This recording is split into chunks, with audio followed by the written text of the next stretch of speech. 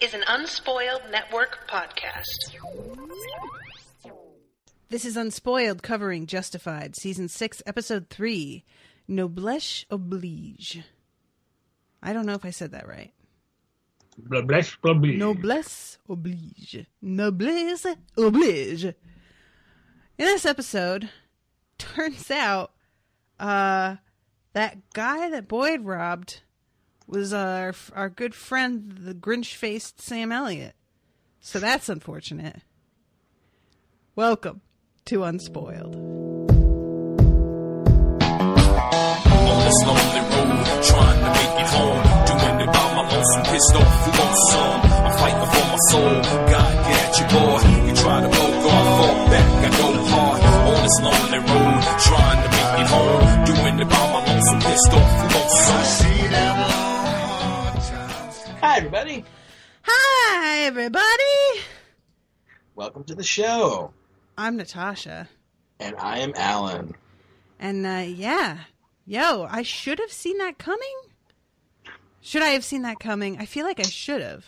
You probably should have. But I just did not put together that he was working in this town. For some reason, when she was sleeping with him, I thought that they were that she had gone away for the weekend, you know? That she was right. going home to see her erstwhile honey, and then she's going to come back.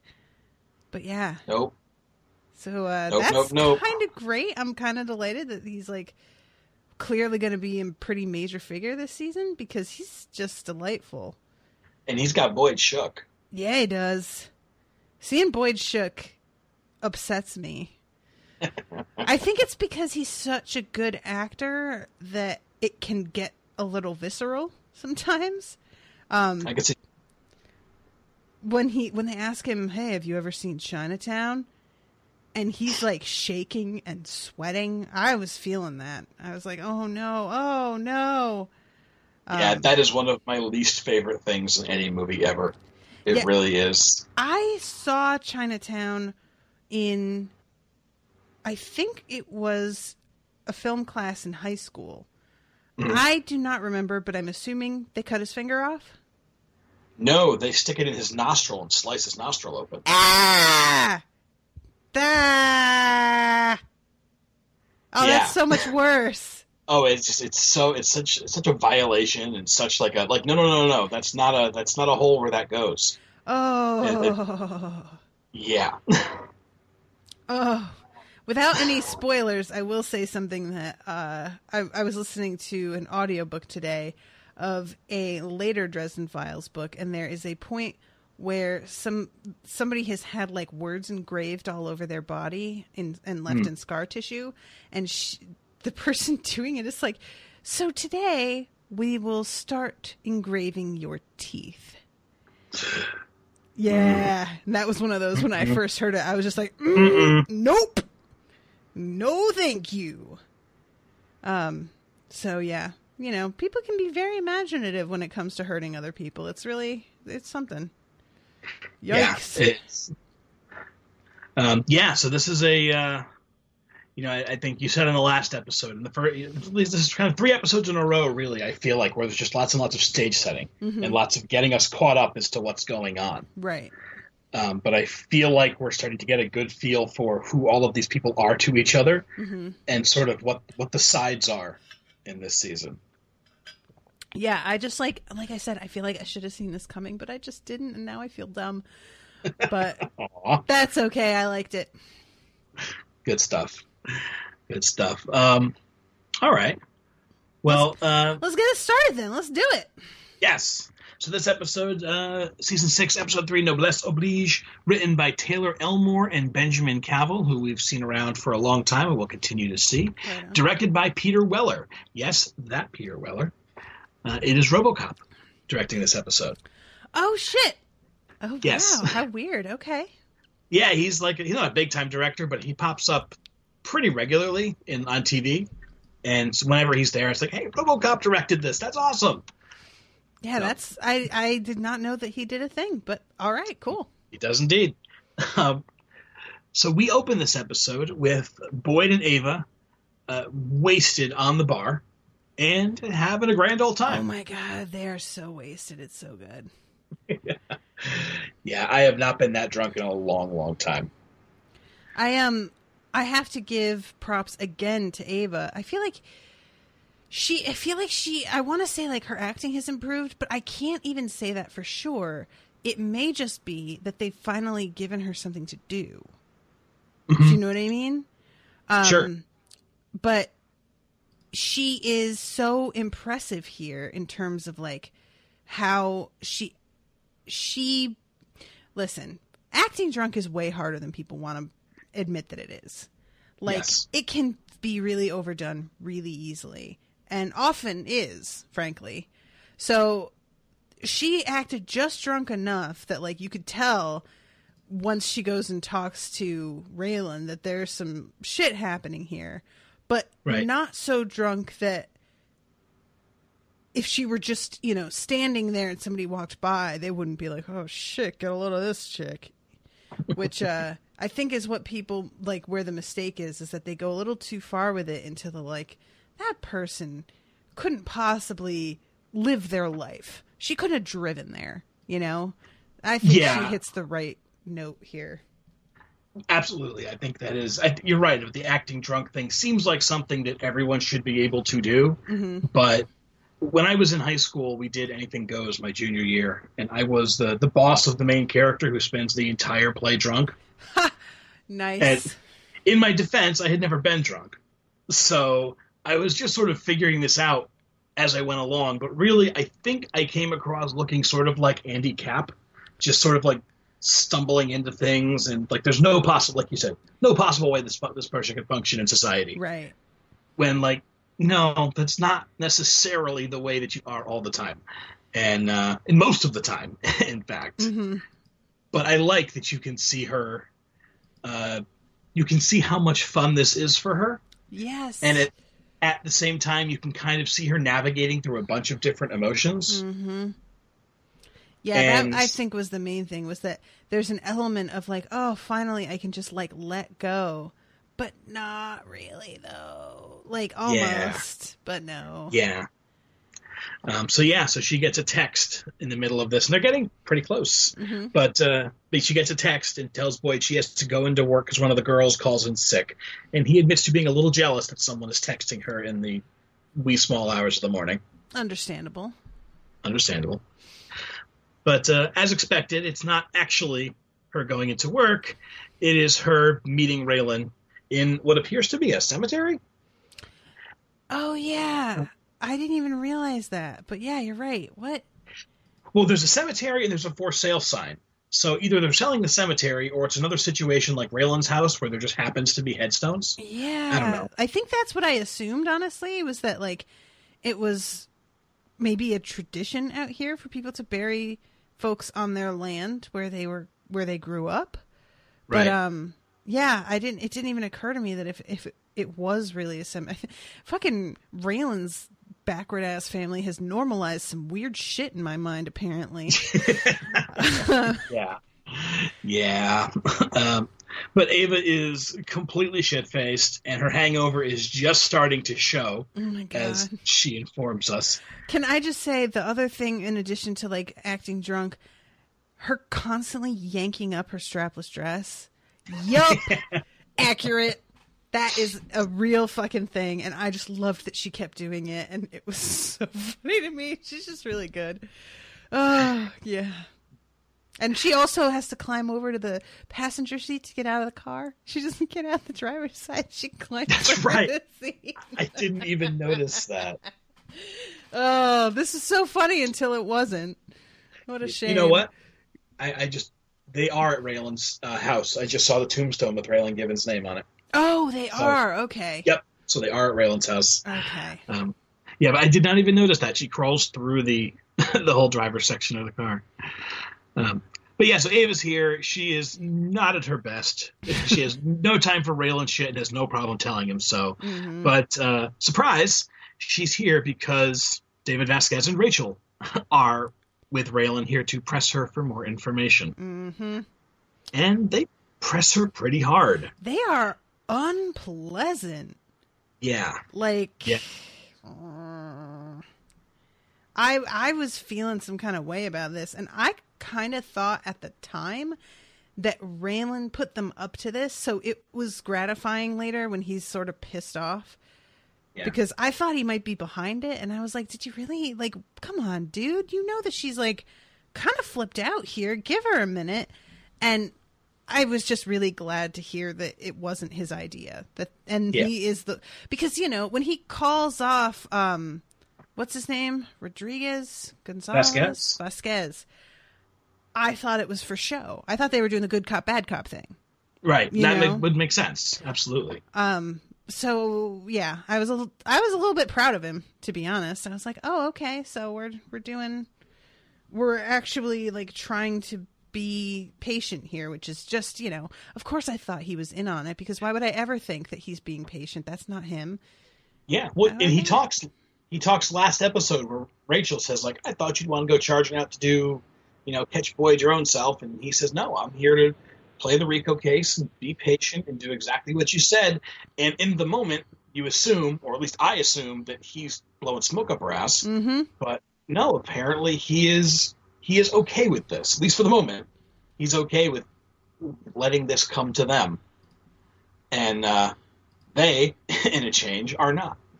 Yeah, I really don't because this conversation between him and Rachel, I don't feel like you're given a really good explanation of why they're so impatient specifically. Like, she expresses frustration, but there is a certain amount of foolhardiness to pushing as hard as they are that I don't really understand why, because, well, we'll get to that. I'm jumping ahead. Sorry.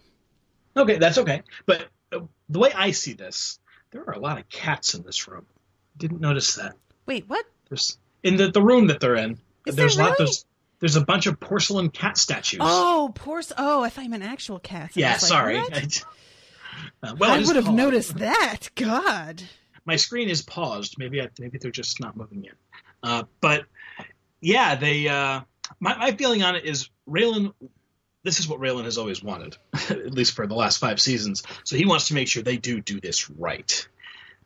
Vasquez and Rachel, I could see them saying, like, yeah, they want to make Boyd Crowder, they want to send him to take him down, but they don't necessarily see him for the opponent that he is. Like so many people, I wonder if they are underestimating him. Therefore, they're saying, it's been weeks. What the hell? Right. Yeah, maybe that is all it is. It's just like they're so used to him turning shit up right away that they figure.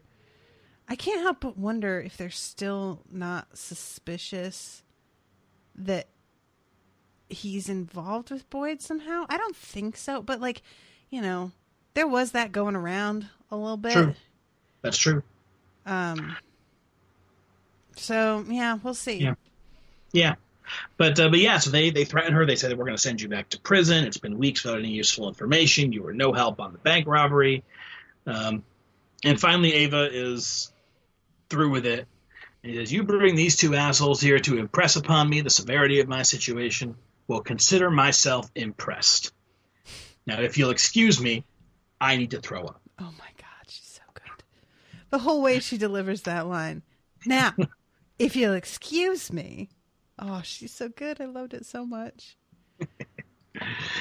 And that takes us to our opening credits. We come back to Carl, Earl, the pig, and a very hungover Boyd. And they're talking about how the pizza portal is moving around all the money they've been throwing around. They know that they have this money, but they cannot figure out where it is. Mm-hmm. Which, I mean, you know, that's a big problem. Sure. Like they're sort of like, this is where I'd be a bad criminal. Where I get to the point where I'm like, I don't know where that money is. I'm like, well, on to the next thing. You know, like, I'm not trying to figure this out. Give me a break. Right. But, yeah. So, in the middle of the conversation, Ty Walker arrives, and he explains that he knows Boyd is the one who robbed the bank, and says that was a very solid piece of tradecraft. Mm-hmm. However, he clarifies that it wasn't Calhoun's money that they robbed, it was his boss. And if things aren't set straight, there will be consequences. And Boyd tells him, damn, son, you like to talk as much as I do. Which I doubt appreciate it. I doubt it, Boyd. I doubt it very much. But this isn't like, he does get like a little Boyd monologue here. This would not be out of place, coming from Boyd. What is the name of his henchman who's been there longer than the other two? Carl. Can I just say that Carl telling him to get out of here and take your beard with you or whatever it is he said just like delighted me so deeply. You better get walking, Mr. Walker. You and your beard. Oh, I don't know why that's so funny to me, but it really, really is. I think he got tripped up on walking and Walker. And yeah, so then he had to, way to breathe, no breath. They have to come up with something. Yeah, but Boyd hears him out, and then he informs him that he doesn't give a shit, and you already ruined his ability to eat his cheeseburger in peace, and he will be damned if he's not going to finish his French fries in peace. So, get out. I mean, I feel like this. I understand why they went with it this way this first time, sending this dude in, but it feels like, and maybe this was planned. Maybe, what is Sam Elliott's name in this? Avery Markham. Avery. I always think of that as a girl's name, so I'm like forgetting that. Maybe he wanted it to like slowly escalate to this big reveal, but it really did sort of feel like, Boyd is just not the guy that like backs down when one little nobody he's ever heard of walks in and is like, hey, that's my boss's, don't do it. Like, it's just, so I have to imagine that this was part of like a larger theater, maybe seeing how he was going to react. On Ty's part? Not necessarily. Maybe Avery's part. I figure Avery's the one who sent Ty, but I guess Ty's been doing investigating on his own. Well, they say later that the fact that he showed up to the bar and he says, I know you guys robbed the bar, now he knows what they look like, and they know he knows what they look like. Right. So he's hoping to just kind of put it to a halt here. I think so, or at the very least say, like, stop snooping around our stuff because now I know who you are. Okay. But no, I don't think he expected this to, like, chase Boyd off or anything. Okay. I think this is more of a first warning. So, we go to Rachel and Raylan in the car. And this is where they argue about how the case is progressing, and it's way too slow for Rachel. Yeah. And this is the conversation where I was saying, like, I'm trying to find the exact spot with how this goes, because he says something about how it ain't easy. And she responds with like, because he says, you're the one holding the leash. And she says, you have no idea. It's a bitch running that office with you out here running around all untethered.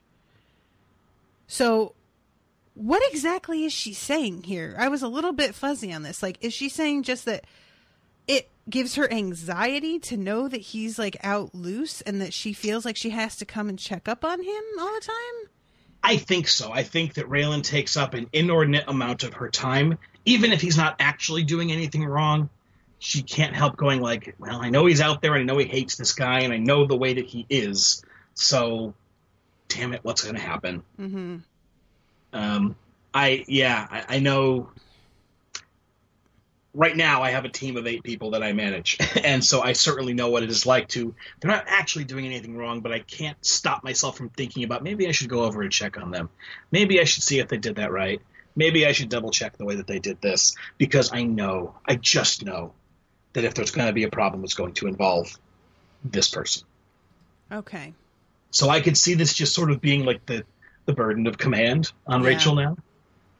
When she was just an agent, she could get away with letting him do, just whatever. It's not my problem. But so she's just, in general, taking a more proactive stance here than Art ever did in terms of just like going out there and being like, what are you doing? I think so. I do think that she is. There's nothing in the story thus far that has actually shown us that Rachel is having a hard time controlling Raylan. Mm-hmm. So, and so I can see that, the conversation maybe doesn't make the most sense because there's no direct event that we can link it to. Mm-hmm. But that's my take on it. This is just us seeing that this is her adjusting to being in charge, and that it's an adjustment. Okay, that makes sense. It was just like, the line of the conversation just went in a weird way that I couldn't quite follow. You know what I mean? How that can be sometimes. So I was just like, wait, hold on. They were using lots of pronouns, or like lots of, they weren't talking directly about anything. So if it's not coming off the heels of Raylan being a doofus, then it doesn't make sense why they would be having this conversation at the moment. Except maybe this is the first chance that they've had to sit together in a room and talk. Doofus is such a good word. And that is exactly what Raylan is. Yep. But they are on their way to visit Luther Kent, and he operates the explosives cage for Obsidian number 7 mine shaft. And he dug coal with Raylan and with Boyd. And they reminisce about the coal industry and talk about the state of the coal industry, which is not great, believe it or not. Shocking. And eventually, and then they check the explosives log and discover that an Emuline 33 det cord is unaccounted for. And Luther sort of stumbles over his explanation on this. Yeah.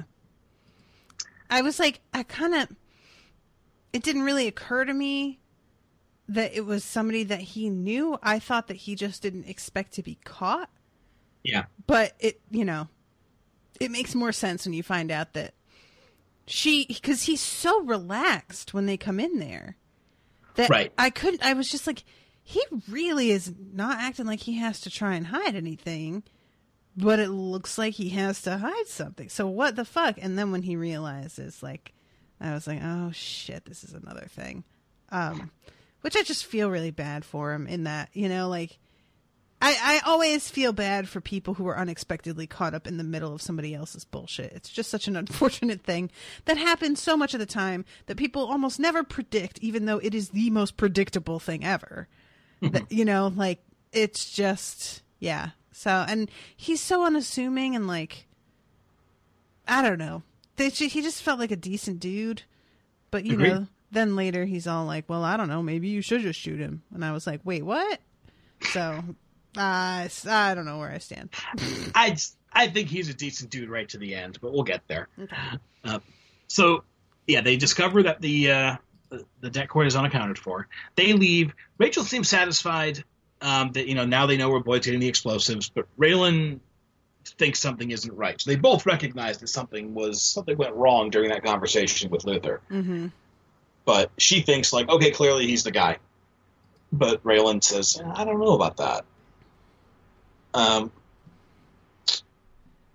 They get to the they get to the marshal's car, and Rachel gets the call that Ava is at the pizza portal playing Nancy Drew. Yeah, for some reason, again, I don't know if I'm like just being slow lately or what. I thought Ava went there of her own accord.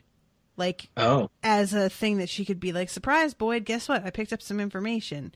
It wasn't until I watched it the second time and you see Carl be like, he knows our faces, that I'm like, oh shit, that's why he didn't like really answer in that scene, because he already had it figured out how that was gonna go. Yeah. So yeah, I'm just like not real quick on the uptake lately, guys. I'm sorry. Something's going on with me, I guess. That's okay. That's the appeal of the show. You let it draw you in and take you on a journey. Indeed. You don't have to figure it all out up front. But yeah, so Ava is hanging out at the pizza portal. It is hopping, by the way. Like, I sort of expected it to be like a closed business. Mm-hmm. And no, it is there. It's full of people. It's full of waitresses. That caught me a little bit by surprise. But Ava spills a soda on herself so she can go and snoop. I don't understand why she feels the need to tell them that she's going to use the ladies' room. Like, people use the bathroom you don't need to make up a reason to go to the bathroom. Well, I think because you need to establish, see, they all saw me. I just wound up down in the basement looking at all the stuff I'm not supposed to look at. Go ask the waitresses. I asked her where the bathroom was. I didn't know. I'm very bad at following directions. I guess. It just feels so like... It feels like she's drawing attention to herself unnecessarily. Oh, because she totally she's acting is. so suspicious. Like, I wouldn't have thought anything of it if she just went to try and find the bathroom. But if she comes up to me with this, like, oh, I must be the clumsiest girl that God ever gave life to. I'm like, really? Yeah, God. it's pretty bad. It's pretty bad. She's not great at this, is what I'm saying. That's all. Mm-mm. Mm-mm. Eventually, she winds up in the basement, and gets to take a series of cell phone photos of. They have a whole setup down there. There's a giant bank vault door, and then she has to put her phone away really quickly because she meets Choo Choo. Oh my God! Can Choo Choo be the first one to meet everyone every time that he has, like. He's just so adorable. He's just so adorable. That's all there is to it. Yep. Yep. And yeah, they talk a little bit. They get interrupted by Ty, and Ava has to back out and just say, like, oh, yeah, right, sorry, my bad. Mm-hmm. You should offer tours of your old bank. This is so neat. Bye. This is so neat. Thank you. Beep, burp. And Choo Choo walks her out to her car, and then hits on her on the way out. Of course he does, because of course he does. It's completely adorable. Mm-hmm. It's true. And on the way out, she tells him her name. It's Ava Randolph. That's got to be her maiden name, right? I figured, but I wasn't sure. I'm pretty sure it is. Yeah. Back at the bar, Boyd and Earl and Carl and the pig look at the surveillance photos. I keep forgetting that he's called the pig. What a weird thing. I know. And they're eventually able to figure out they're probably up against 5 people. Mm-hmm. And Earl gets skittish about this because that's more than he expected to have to deal with. Yeah, I mean, I can't, like... They barely can handle being up against 2 people. Like, this crew is just no good. Yeah. That's what I'm saying. Yeah, they're pretty scrappy. Can we call them scrappy? If you want to be really nice about it. Well, you got to figure, how do you make somebody be your major antagonist and still be, like, an underdog? And you give him just a stupidly low number of people to work with. It's just, like... I kind of like, because the whole theme of this season really has just been like, oh, we are so fucked. Everything is dying. There is nothing left. And there really is a sense of that with the crew that he is stuck with now. Like, yeah. Carl is the one guy who feels like he's actually loyal. And it only feels that way to a degree, because he's also the one that's freaking the fuck out when they open that lockbox and there isn't the money inside. Yeah. So it's like, even he is somewhat tenuous. So I sort of like that it's sort of, they're basically, I don't know. I just feel bad for Boyd because, like I keep saying that he's got so much potential, but he just doesn't quite actually ever have the tools that he needs to make it happen for himself. Yeah. It's just hard to watch, like, and not like I shouldn't be hoping that Boyd gets to be a bad man. Because that's basically what it amounts to, right? Is that I'm like rooting him on to do crimes. Sure. And that shouldn't be the thing that I'm rooting for, but it's like I can't really. But you could see the potential. Yeah, like I just I don't like seeing smart characters constantly get the short end when it feels like it's a circumstantial thing. Like everyone around them is fucking their shit up. But they would be fine if not for these assholes that they have to deal with every day. So, yeah. He needs, and he could even stay with me on this, he needs to be like, he's Charlie's Angels. He could be Bosley, And instead of Carl and Earl and the pig, he needs 3 like super capable, well-spoken, thoughtful people to direct. Okay. And he would own this state. Like, this is why I was so excited for him initially to team up with fucking Duffy. Yep. But the two of them are not functioning together. Like, Duffy keeps on bringing up hillbilly shit, which I am not a fan of. Duffy, maybe shut the fuck up. And I just kind of feel like I just want them, guys, just get along for like a second. Just be adults. And you could do so well together. You guys, you know? Doesn't seem like that much to ask. They're not doing it though. It makes me sad. Anyway. Yeah, so the crew is looking at the photos she took. I like that they're struggling to pinch the photos to make them work right so they could zoom in on things. And Boyd, though, is eventually able to tell there's only 2 of them in the bar, but there's 3 bedrolls, but he's saying there's 5 people and they're sleeping in shifts, which means there's 24-hour surveillance on this place. And that freaks Earl out a little bit. And yeah, as it Carl, should. yes, and Carl gets him back in line. It turns out Earl is Carl's little brother. Carl gets him back in line, basically threatens him back in line. Yeah. And they identify the safe that Ava found as an Excelsior 5200, which is basically top of the line, and they need a hell of a lot more Emulex than they did at the bank. Whoops. Whoops, indeed. I mean, all right. I'm sorry. Continue. I keep interrupting with shit that really should not be what I'm focusing on here. All right, go ahead. Okay. All right. You interrupt me when it's relevant. It's all right. I'll try. So Rachel and Raylan, they go to visit Luther's son, Tyler Kent. And he is lighting up and playing Xbox. Listen, this kid just wants to have a good time. Can everybody just leave him alone, please? I know. I know. And it turns out he is friends with Earl. And that is how they were able to get the explosives that they needed. Because Earl hit up Tyler for what Tyler thought was a one-time thing. This hurt me. Yeah. Yeah, Tyler is getting skittish that he's fearful, I guess, that the ATF is going to catch on. And Earl is, like, practically abusive about this. Yeah, I mean, there is something to the way that he says, you don't like it when I hurt you, do you? Yeah. That made me go, what the fuck does that mean? It made me sort of wonder if there's, like, a relationship there. Yeah, like, there's something that I don't really want to think about happening, I feel like. Yeah. Yeah, but we don't see too much of it because Rachel and Raylan walk through the front door, which they left wide open. Bless them, the dum-dums. Yep. I'm going to leave this fucking door wide open while I smoke some weed and talk about illegal activities. Good job, guys, you dum-dums.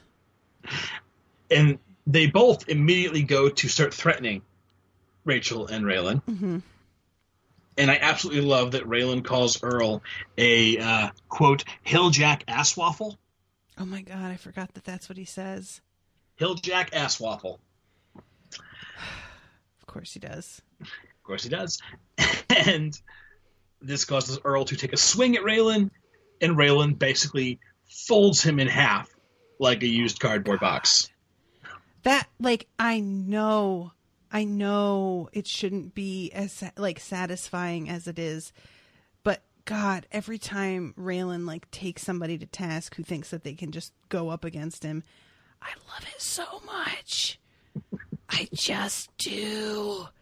It's so great. Like, and especially, I think, because this kid, like, just went up against his brother saying some shit that made me go, what now? So I think that's part of it too, was just like, oh, he's an abusive sibling somehow in a way that I probably don't want to know. And yes, Raylan, please do that again, but harder this time, Yeah, and there's not a guy on this planet who doesn't look at that and go like, oh God. But at the same time, fuck Earl. Mm-hmm.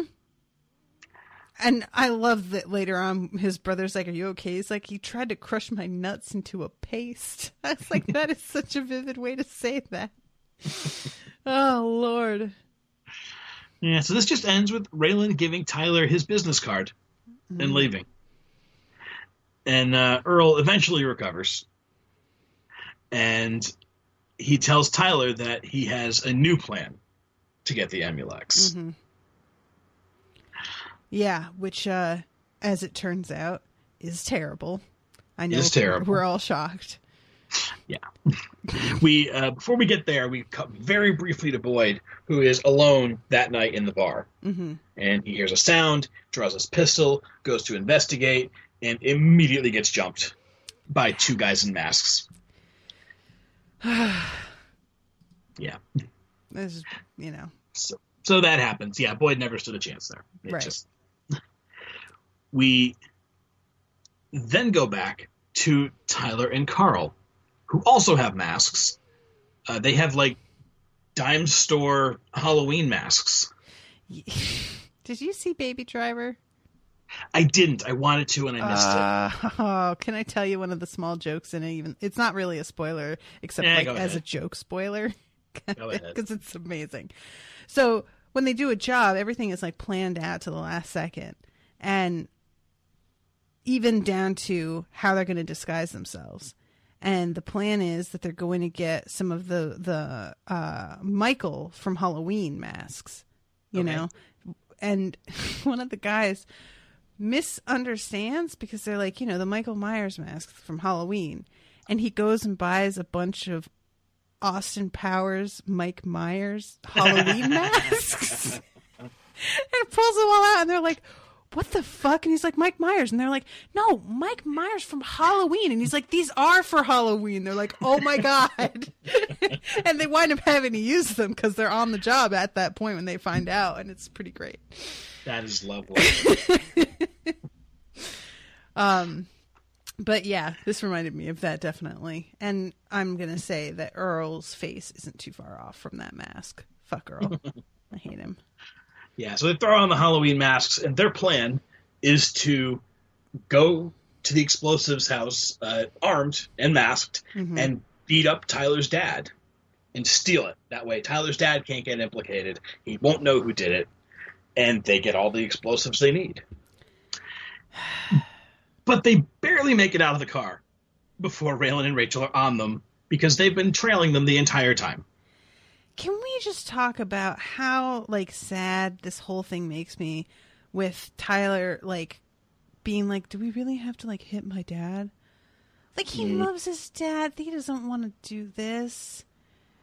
This hurts me. He's got a shitty, abusive boyfriend who is, leading him into a whole lot of trouble here. Right. And I love... They sort of walk up the hill, and they walk right by Raylan. He's just there. Mm-hmm. He's not even hidden. Nope. I love the look that he gets on his face, too. He's waiting for them to notice him, and the fact that they don't just pisses him off more than anything, I think. It's just really... God. Yeah. And so this all stops before it even starts. Raylan and Rachel have them in a classic pincer movement. Is that how you say that? I actually think it's pincer, but I like pincer. Oh, okay. I've just never heard it said out loud, and I always I always said pincher in my head, and then I started to be like, I guess pincer, but I don't like it because there's no ch. And then pincer, that's just way out of left field. I don't know where that came from. Pincer sounds classy. It's how all the classy strategists talk. Okay, fair. So yeah, they have them. They have them guns out, and they say, we followed you the whole way here. Leaving your masks on isn't going to save you. And then their coup de grace is to pull out Luther, who has been there the entire time also. Yeah, I, really... I kept thinking that he was in on it, really. Up until the last second. I didn't even, the first time I watched this, I mean, just thinking, they're working for him / under his blessing, I guess. Yeah. So it wasn't until he's like, what if I just said I took it? that I was like, oh, he doesn't really have anything to do with this. And then I felt even worse. Yeah, he is. He's a stand-up guy, in my opinion, at least. He's stupid, but he's trying to do what he thinks is right. And he says, just go ahead, shoot him. I always said no son of mine would die in a mine. At least if you kill him up here, he can die looking at the stars. Which is weird because it's like the next morning. There's no stars. But, right. But even so, yeah, he says go ahead and do it. Not because he wants Rayla to do it, but just because he wants to make sure that his son understands just how badly he fucked up. Yeah. Yo, kid, do you get it yet? Yeah. We leave that scene and then go to the first set of masked men who have snatched Boyd and they've strung him up in a barn. They pull off his hood, and then they explain this is the second warning, and there will not be a third. And this is the Chinatown reference, which, again, just gives me the willies. Now that, because, you know, the Chinatown thing, they like ask him if he's seen it, and then they go around to the back and they go near his hands, and that's why I assumed that it had been they lopped off a finger or something, you know? Yeah, no, that's Jack Nicholson's accused of being nosy, so you know what happens to nosy fellas. Ugh, it's so gross. Yeah, it's bad. But he, just gets left there after all of that. It really is just to scare him into submission. Mm-hmm. Yeah, wondering, he says, you figure everybody's going to be too busy looking at her to see where she's looking. I wonder if that'll still work when she's not so easy to look at. I was like, ooh, ouch. And they just let that thread hang there. Yeah, like, did not care for it. And like you said, and Boyd in this scene he's simultaneously furious and, is it fair to say terrified? Like, he's.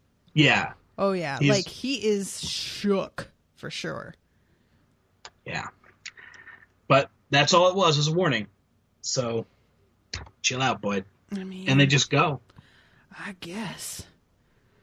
And at this point, we can also clearly see that this is Seabass and probably Ty.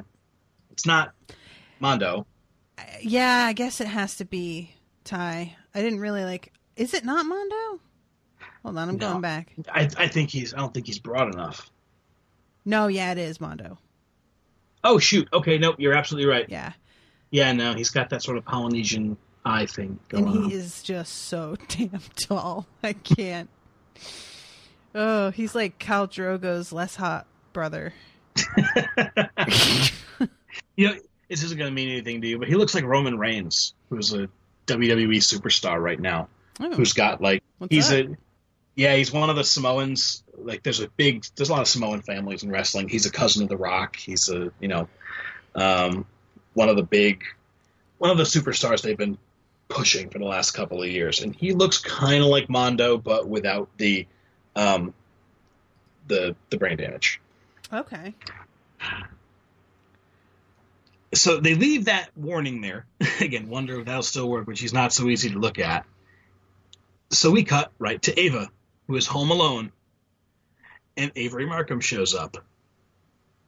And we quickly learn it's not just Avery, but he's here with Ty. And he asks to be invited in for a drink and a conversation. He's very, vampiric. Yeah, it's, man, he's good at being, I think vampiric is actually a great, because he is charming and threatening and weirdly alluring, despite being also really repellent in this specific way. You know what I mean? Sure. I don't know how he does it all at the same time, but yeah, it's something. So yeah, vampiric is pretty good. He's got that, let me see if these restraints are comfortable for you before I slit your throat. Kind of you know?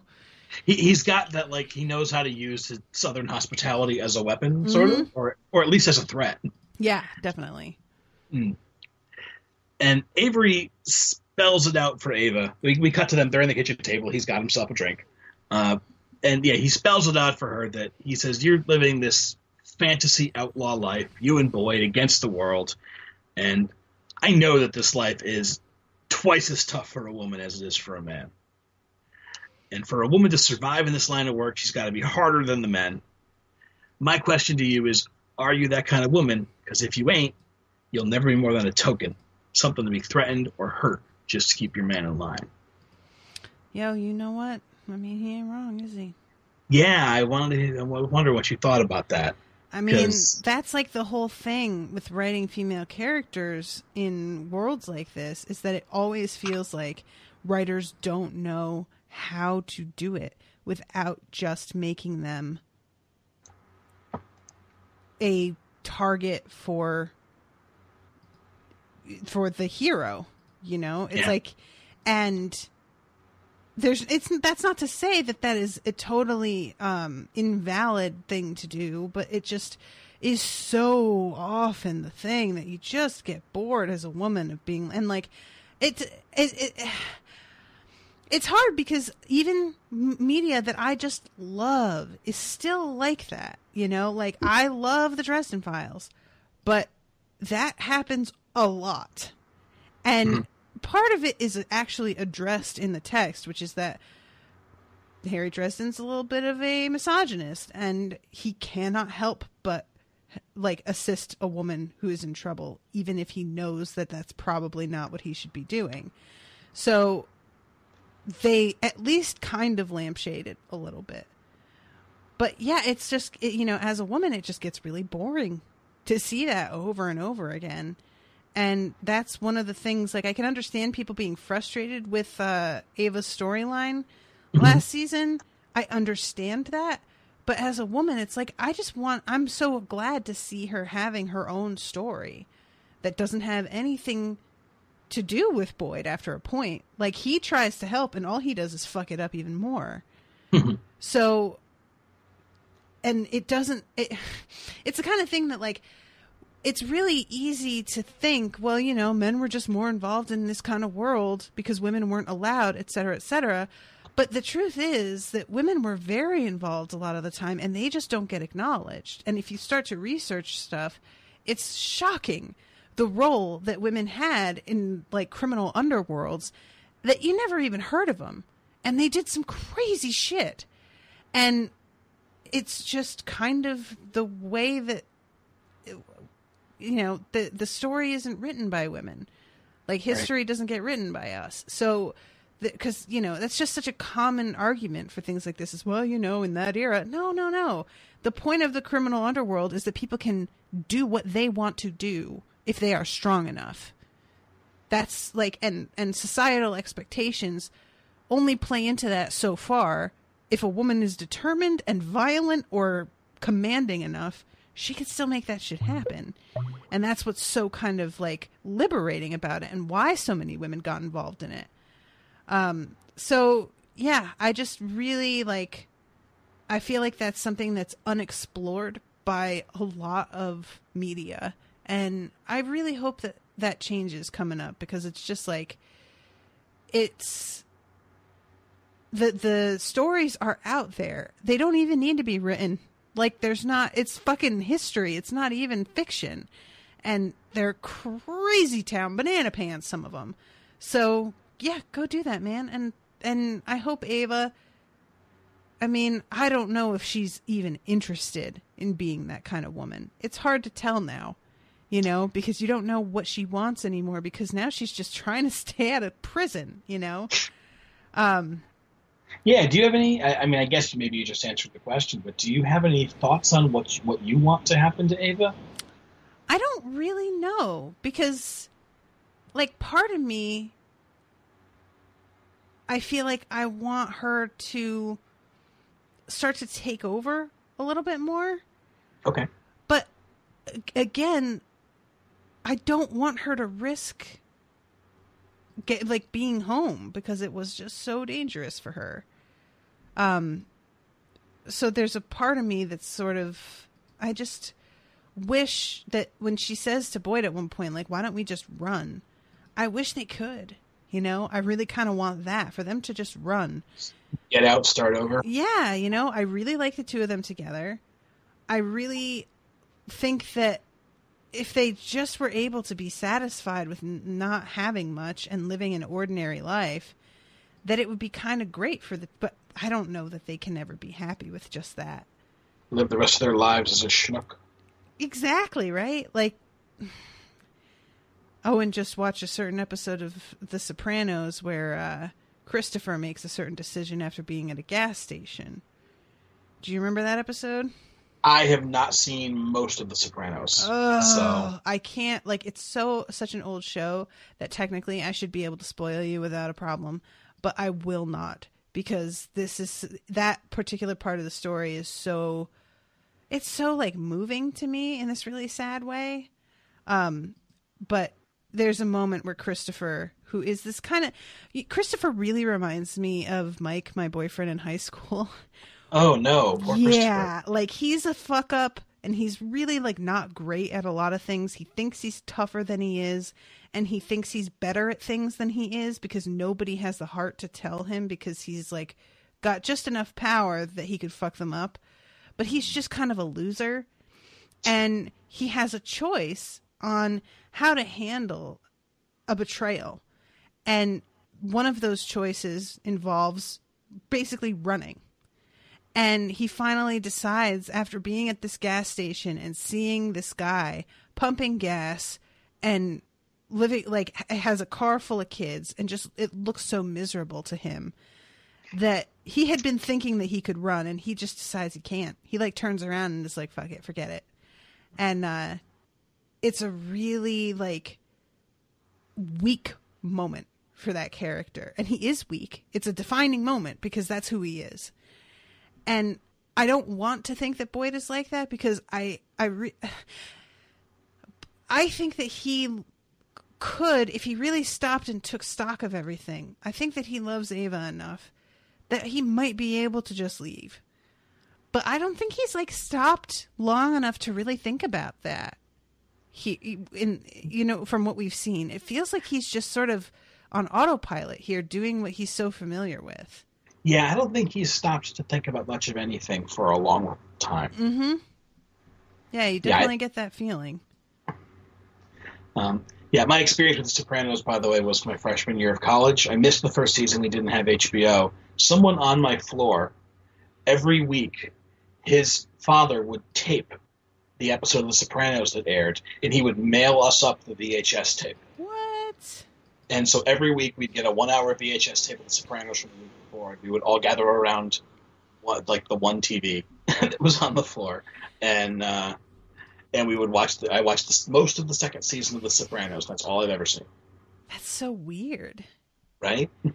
Like mailing up a VHS. That is very intense, right? Yeah, but they were just that into it. It's a really good show, but it is so depressing in the inevitability. I mean, that show could basically be called Toxic Masculinity, the story. Okay. Because it's just essentially a bunch of idiot guys who have very strong feelings and never can address them, and have fears and things that are very real and understandable, and they can do nothing but beat the shit out of people. And that's like the entire way they know how to relate to the world. And it's hard to watch sometimes. Like, it can be really upsetting because it feels so real.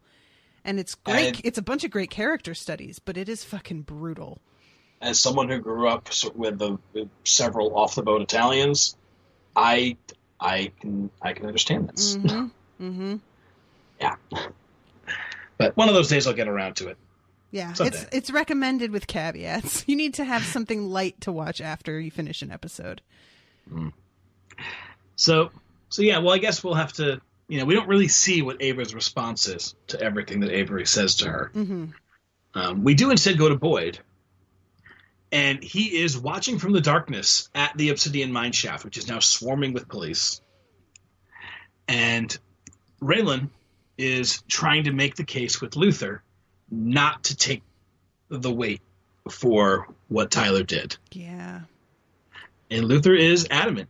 He says that he knows that Braylon would take the same risk for his baby daughter, and his daughter can't even speak yet. She's just a lump. Yeah. Is that what he says? Lump? What is it he says? Yeah. A blob?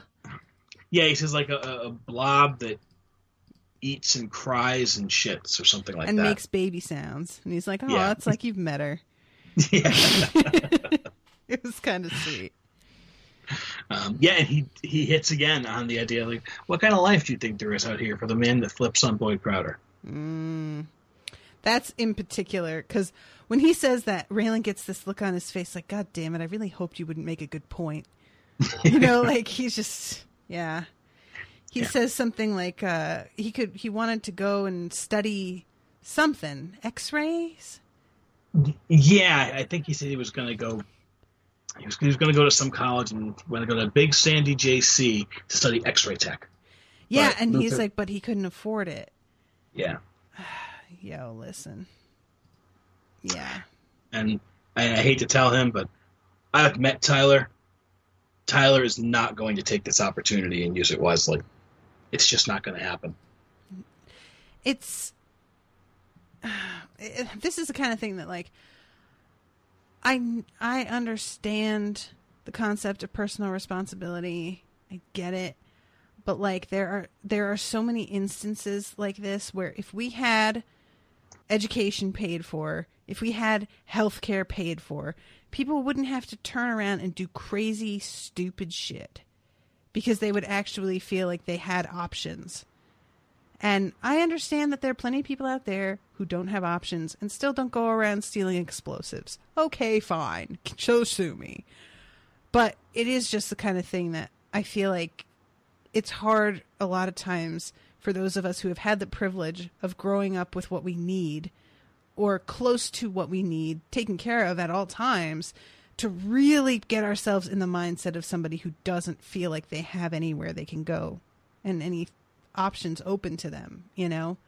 Yeah. I feel like that's a particular type of desperate that a lot of us are lucky enough to never feel. And, yeah, completely agreed. You know, even I'm broke. I have like $30 in my bank account right now until I get paid. And I have it so much better than most people still. Like, and that is upsetting to know. I just can't say that if I were somebody who didn't have the support system that I have, if somebody presented me with a get-rich-quick scheme that was, you know, a really bad idea, that I wouldn't still fall for it. Yeah. I want to say I wouldn't do it, but you know, like... You hear that, listeners? If you want to keep Natasha out of jail, www.patreon.com/unspoiled. Yeah, that's about it. Guys, for $1 a month, you can help keep Natasha off the streets. And it's a really, like, tempting thing, to believe that you can just do the one thing and then you can just not do it again. Right? Because that's what so many people tend to tell themselves, is like, I'm going to get in to do this one big job where I'll get a bunch of money, and then I will not do this again. This is the last time. This is the only time. And yeah, you know, like, that's rarely where it ends. Because if it works out the first time, you get to feeling like, oh, that was really easy, and look how much I got. All I have to do is like 2 or 3 of these, and I'm set for months at a time. So let me just go ahead and do that. Welcome to the story of every hooker. Right? Welcome to the story of every crack addict. Welcome to the story of, anybody who found themselves trapped in a cycle they couldn't break out of. Yep. Yeah, there's the stuff you will never do until all of a sudden, hey, look, you need to do this, or you cannot function. You cannot function. There is something that is very important to you that you cannot do. Mm-hmm. And it is bigger than your ability to have some willpower. Yeah. You know? Leads people to do all kinds of crazy things. All of a sudden... It's just fucking annoying, isn't it? Seriously. I hate it. All right. So, on to happier things. So Boyd comes back to Ava's house. This is Unhappy with Natasha and Alan. Yeah. Where we talk about how hopeless life is. Sorry. Life sucks at length, 90 minutes a week. Yeah. So yeah, Boyd comes home to Ava's, and he finds Avery and Ty and Ava. And Avery, it turns out, knew Boyd's dad. Mm-hmm. And he even knew Boyd back when Boyd was a kid, like 8, 9, 10. Right. And once Boyd realizes who this guy is, all of a sudden he starts to put it all together, and it's like, oh, shit. Yeah, and he apologizes, which is the last thing in the world I expected him to do, at least. I don't know what I expected. That's a good question. Yeah, he said he apologizes for his craven attempt to pilfer what rightfully belongs to you. In my defense, I offer only my ignorance. Oh my God. My favorite is him like going on to say that it is foolhardy, and what was the rest of the way he said it? Oh, I'm trying to find it. Because he gives him this like shocked look after he says it, and I was like, well, what's that mean? Hold on. Any plan that I had for my next attempt should be considered abandoned as foolhardy, not to say unworthy. Which, listen, that's some Game of Thrones speak right there. I loved that. I can't lie. Like, it was just so... But the way Avery looks at him, I can't decide if he, like, believed it or if he was looking at him going, you fucking liar. Well, that was my question for you. When he says this, did you believe it? I believed it in the moment because I kind of thought maybe he could team up with Avery against Duffy and what's her name? Teresa? Catherine. And I thought that he might, since there's like some history there, you know? Mm-hmm. But then he just like gets mad later, and it's just like, fuck it! I'm gonna do it anyway. We'll do it live. Yeah. Well, you know that in the moment, like you said, when he starts talking, and he does get so eloquent, as he so often does, and talks in circles and syllables and everything, I assumed it was bullshit. Okay. But then the other shoe never drops. And so I just said, like, oh, he's serious about, like, he meets this guy and realizes this is the thing you do when you cross this guy, is you apologize and you back away slowly. Okay. That makes sense. That's fair. And, yeah, and then we get to the end of the episode where, yeah, he just says, whatever, doing it.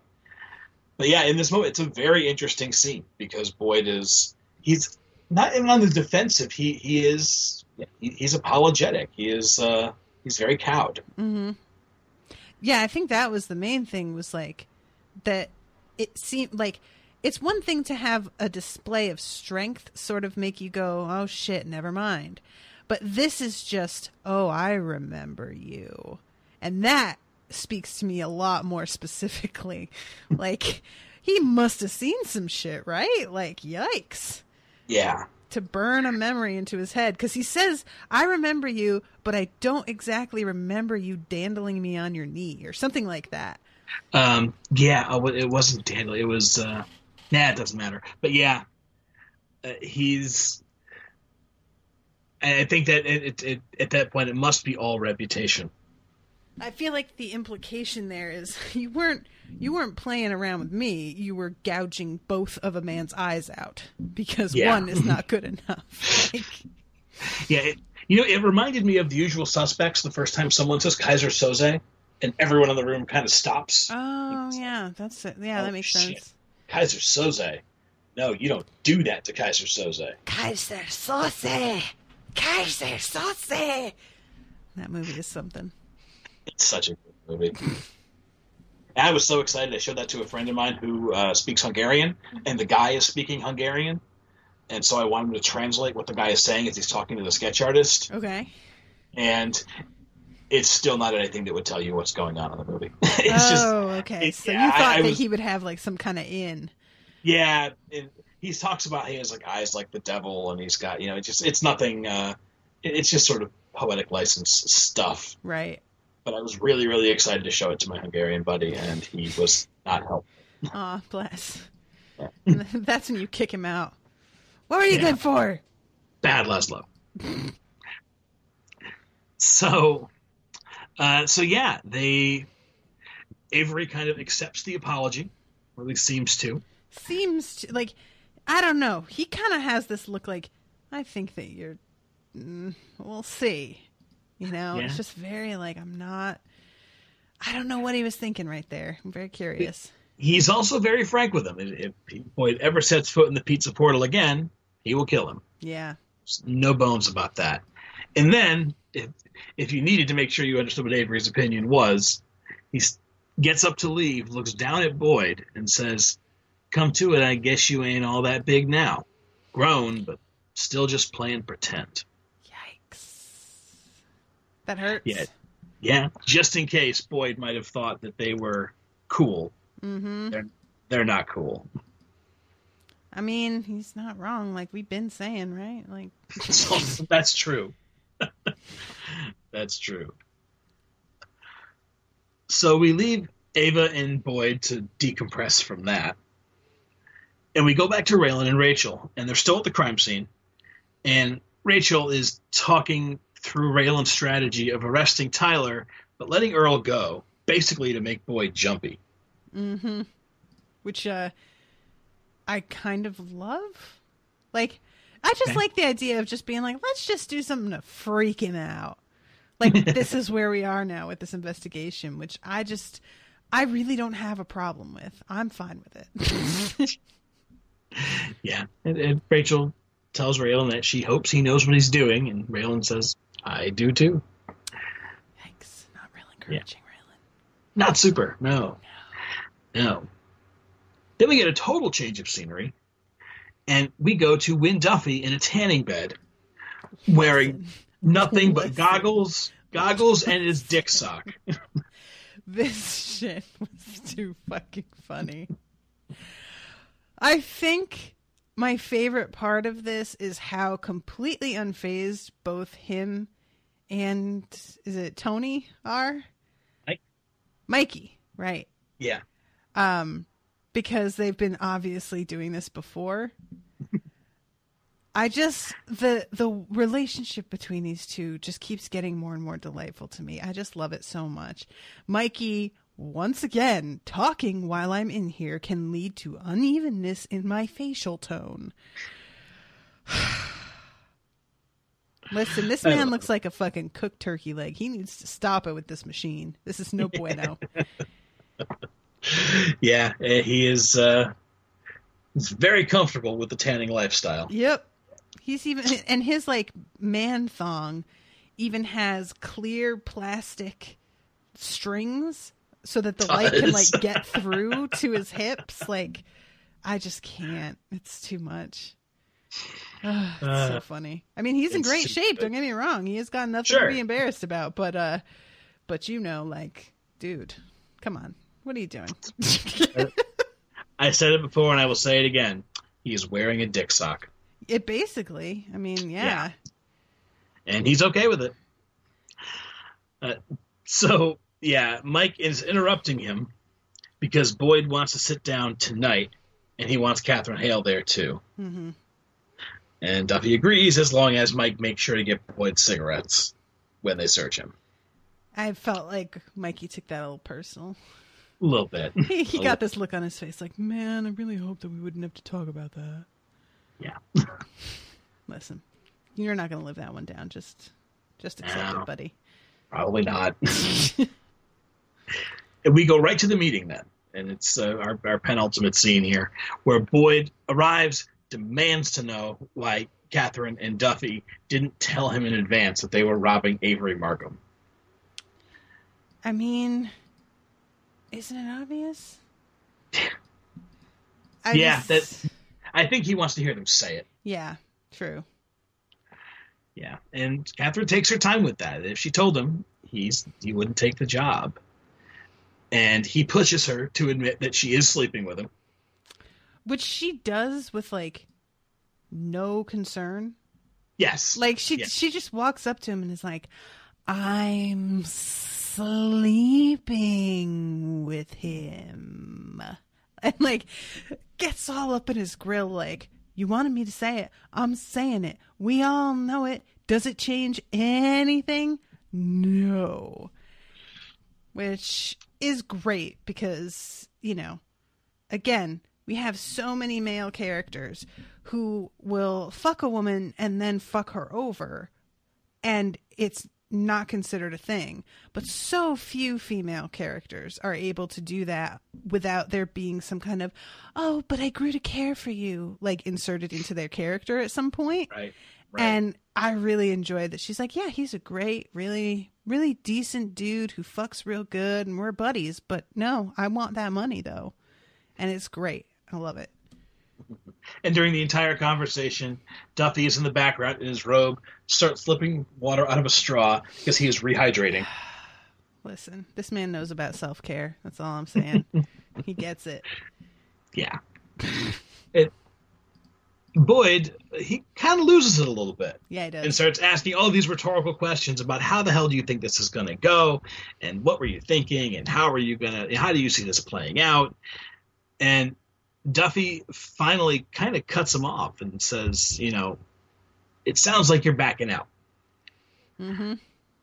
And Boyd apparently, despite after all of that, he was like, no, I'm not backing out. Yeah, it's almost like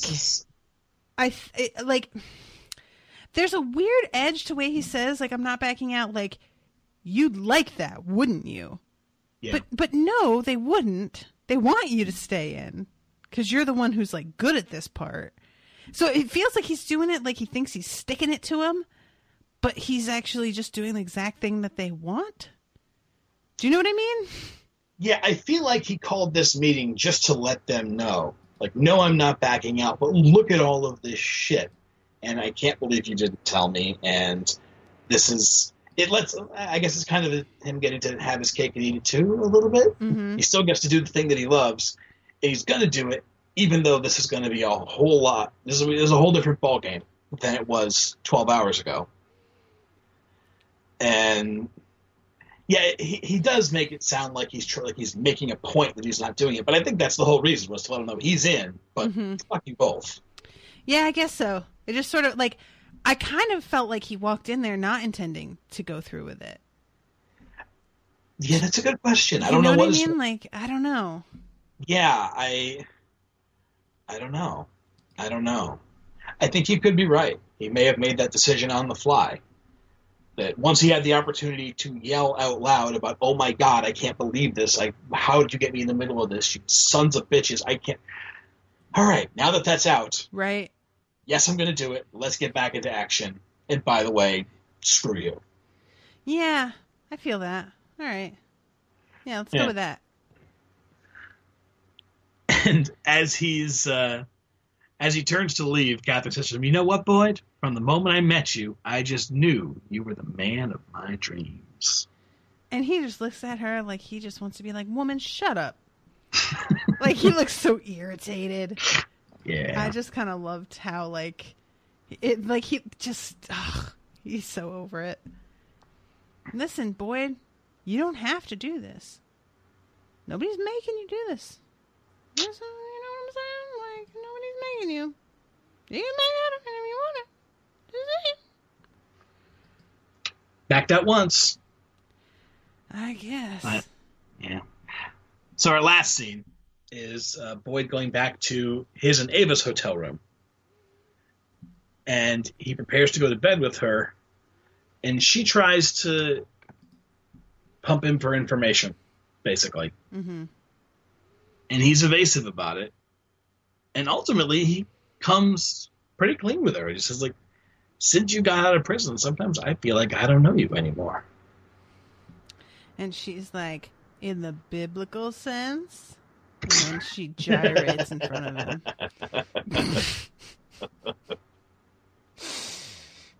And scene. And scene. Listen, I can write the show. What's the big deal? That's fine. But that is more or less what happens. Yeah, I mean, basically. I mean, I have, like...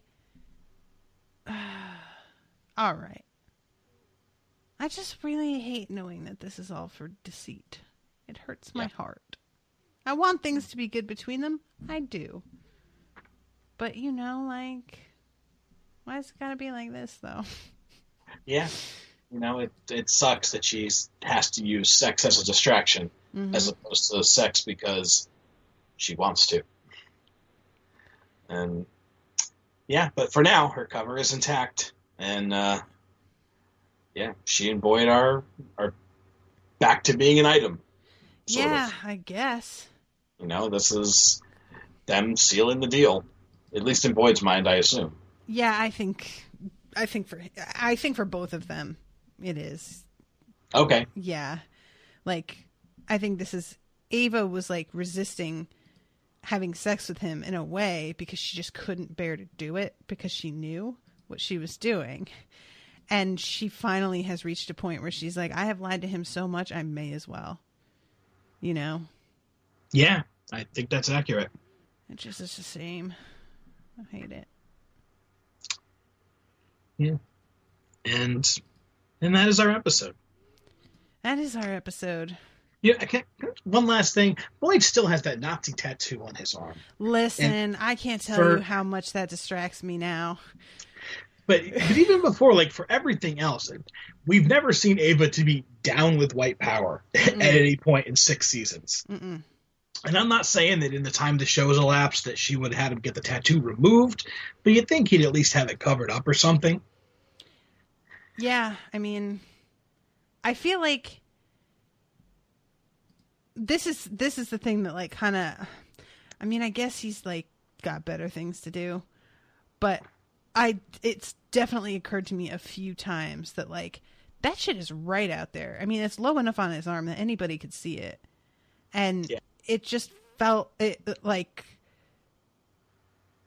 yeah, I agree with you. I really feel like she would have said something and been like, hey, maybe. Because, I mean, I cannot imagine how much I would have to be attracted to somebody to be able to look past that and sleep with them. Yeah. You know, like, you'd have to really have convinced me that you had changed as a person.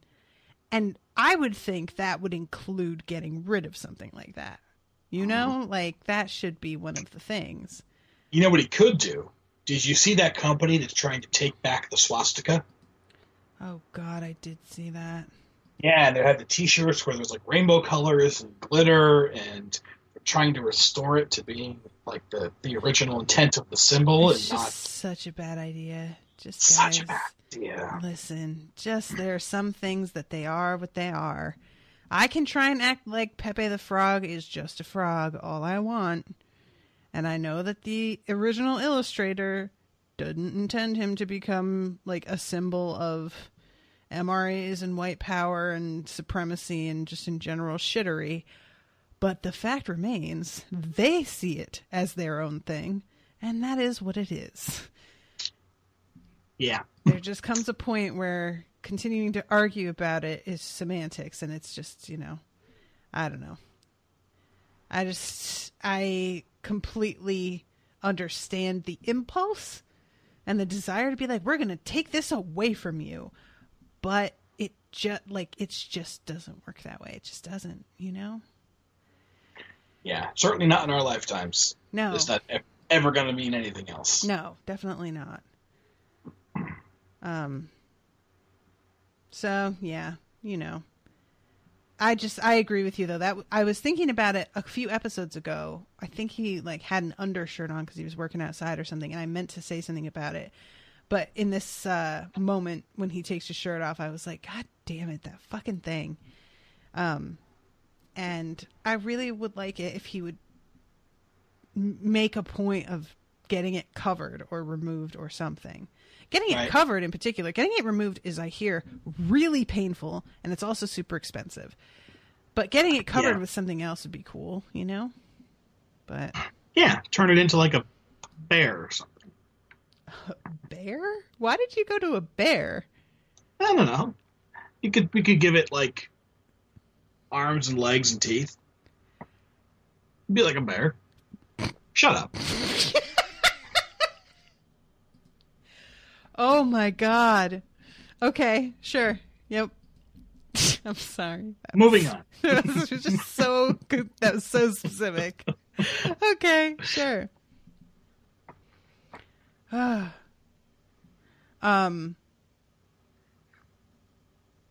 I guess that's it, right? He gets into bed with her and that's the end of it. That's the end of it, yeah. Yeah. And it is weird to me. He doesn't go in for the kiss. Like, he moves towards, like, her belly button. Yeah. Oh, that was the thing that I wanted to mention. Because he, like, gets on his knees by the side of the bed. And, like, I think he's, like, going to, like, kiss her stomach. And then that was maybe go down on her, probably. But I kind of loved the way that he approached her. He didn't get into bed with her. He didn't even kiss her. It's almost like he's like worshiping her. Sure. You know? I was about it. I've been saying I bet Boyd's a really good lover. And that moment, I think, is like a good indicator of having a little bit of imagination and spontaneity and this sort of like, I don't know, interest in her body. Because there are so many dudes out there that are like afraid of women's bodies except the part that they can stick their dick in. You know what I mean? And that's like as much of a woman's body as they will really get to know. And we have really like, we have nerves everywhere, guys. You can do a whole lot more than just stick your dick somewhere. So maybe like try that occasionally, you know? Just here and there. I'm just saying.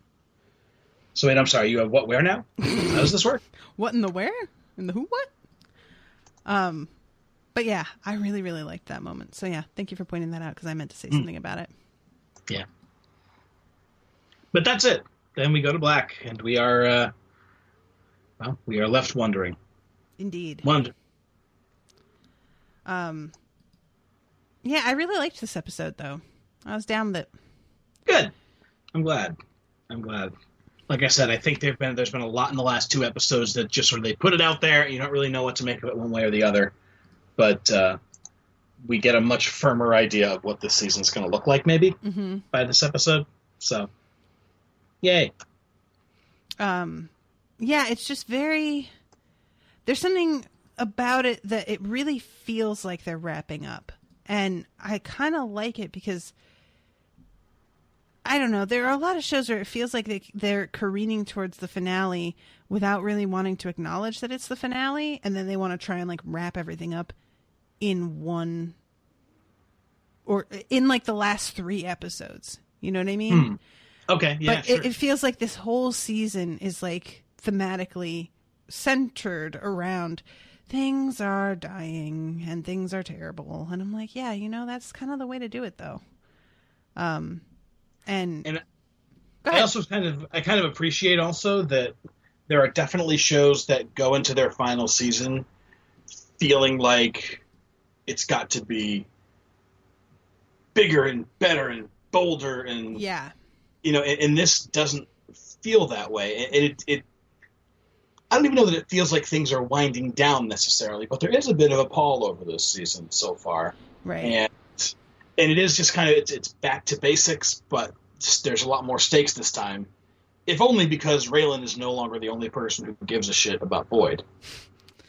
I think what it is they're like, in a lot of ways, the story zeroes in more on the characters instead of trying to be like a giant plot and the, you know, some kind of stakes where like the entire town of Harlot is about to blow, something fucking crazy like that. They're like, no, you've gotten to know these people for 5 seasons. Now we're going to kind of bring it in tight in a way. And that's not really like, it's not that tight because we've got new characters showing up all of a sudden. So it's not like it's, but it feels like that stuff is less important in a way. Yeah. You know? No, I agree. And by the way, how fantastic would it be if the end of Justified was like the end of Needful Things, where the entire town just blows up? I never saw Needful Things, but thanks for the spoiler. Now, okay. I'm just It's kidding still... you. I don't care. Actually, I'm pretty sure that the movie does not end the way the book ends. But yeah, the whole town just blows up. Everything burns down. And that's the end of the town of Castle Rock. And that would just be fantastic if Harlan, Kentucky is just wiped from the map in the final episode.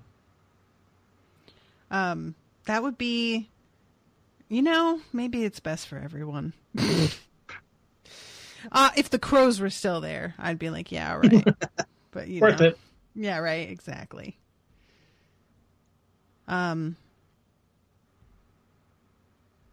Anyway, I'm trying to think. I feel like I had something else that I wanted to add about that, but I'm losing it. All right, well, I want to say hi to new patrons then. Guys, what's up? So this week we have Emily Kramer, Adam Elliott, Lisa Isato, and Jeff Bankert all became patrons. So welcome to all of you guys. Thank you all so much. Really appreciate it. A couple of you are $5 and above, so you will be getting access to Twin Peaks, which I'm doing with Maggie. And I'm actually going to record on the movie next week, which I'm not excited about because that movie was terrifying. And then we will start on season 3 after that. So we're going to be coming up on the end of that soon. And then I'm probably going to start doing some other Harry Potter only stuff for patrons with Rashawn after that. Nice. Yeah, so I'm excited about that. And I wanted to let you guys know, because I think last week I mentioned doing the live podcast in Orlando. I got an estimate for the rental of the conference room that I would need, and they are asking for $1,000 for 4 hours, which seems fucking bananas to me. So, I do not think I'm going to be able to do the live show. I was going to try and push to fundraise enough to do it, but I just feel like I would be stressed the fuck out. I just don't think that it would make the trip better. And I'm not convinced that we would have the quality of recording, because I haven't recorded there. I can't go and check up on what kind of equipment they have, all of that. So I would have to cart down some of my stuff.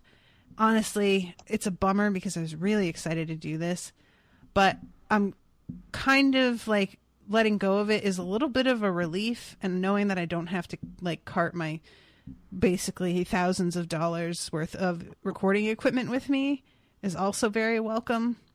So, you do what you can.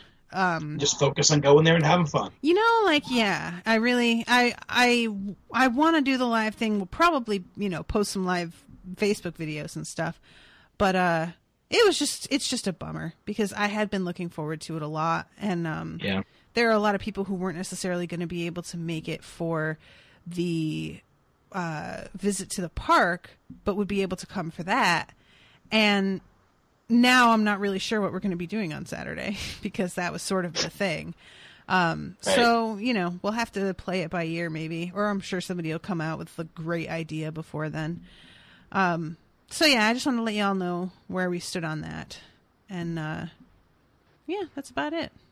And if you'd like to become a patron, BT Dubs, like Alan said, patreon.com/unspoiled. You can find us on Facebook, facebook.com/unspoiledpod, Twitter at Unspoiled Show. I am on Twitter at Natasha Writing. You can also find us on Instagram at Unspoiled Podcast. Sir, take it away. All right, you guys can find me on Twitter at Al Kingsley. You can find me, I'm always in the Unspoiled Patrons Clubhouse and the little subgroups on Facebook that have gone through there. And you can find me here for the next 10 episodes of Justified. That's it. All right. All right, everybody. Well, thank you so much for listening. We love you dearly. And we will see you again next week with a new episode. Toodaloo, motherfuckers. Bye. On this lonely road, trying to make it home, doing it by my lonesome, pissed off, who wants some? I'm fighting for my soul, God, get at your boy. You try to blow guard, fall back, I go hard. On this lonely road, trying to make it home, doing it by my lonesome, pissed off, who wants some? I see them long, hard times to come. My life is ill, son, prepared to kill, son. A paradox of pain, baby, is real. real, son. Lonely traveler, ain't trying to battle you, but if you're feeling tough, dog, I walk up all challenges. Ain't got no family. That was an Unspoiled Network podcast.